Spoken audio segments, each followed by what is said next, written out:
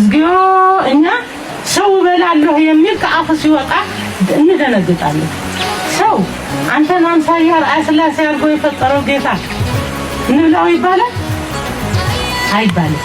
የሞተ ሬሳ ተጥሎ እንኳን ውሻ ሲበላው አይተደንግጠህ ትታመማለህ። እንኳን ሰው ለሰው በላዋለሁ የሚለው ይሄ ሁሉ ጽያፍ አነጋገር በቴሌቪዥን በምንም ሰምታችኋል። ሄዳችሁ አርሙት በየቤተሰቦቻችሁ። ነውር ነው አይባልም። ነውር ነው። የትግራይ ህዝብ ጽያፍ ያውቃል፣ ነውር ያውቃል፣ ህገ እግዚአብሔር ያውቃል፣ ህገ መንግስት ያውቃል። ይሄን የማያውቅ ህዝብ ይሄ ሁሉ በደል የደረሰበት ተሳስተናል ብላችሁ አስተምሩ።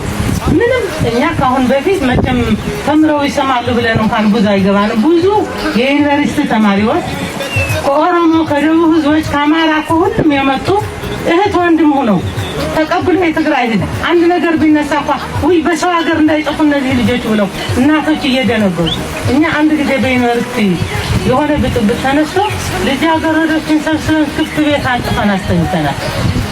ለምንድን ነው እንዳይጠፉ? በሰው ሀገር ነው። እናታቸው እኮ እኛን አምና ነው የላከችው። ትግራይ የሰላም ሀገር ነው ብላ እኮ ነው የላከችው ብለን ተንከባክበናል። አሁንም ተደግሟል። በጦር ሜዳ የመጣም ተንከባክበዋል።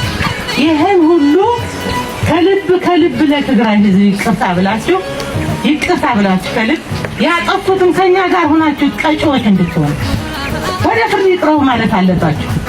ከእናንተ የምታዩት ነገር የተሰራው ሁሉ የኛ ወገኖች ናችሁ። ለእናንተ ምህረት እንደተሰጣችሁ ለአጥፊዎችም ህግ አውጡ።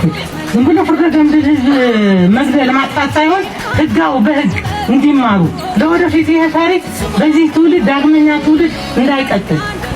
እኛ እኮ ተቀጥቶ ምንም አያደርጉልንም፣ ግን ትውልዱ እንዳይቀጥል ይሄ ክፉ ነገር ይሄ ክፉ ስራ እንዳይቀጥል ለትውልድ ነው እንደዚህ የሚለው።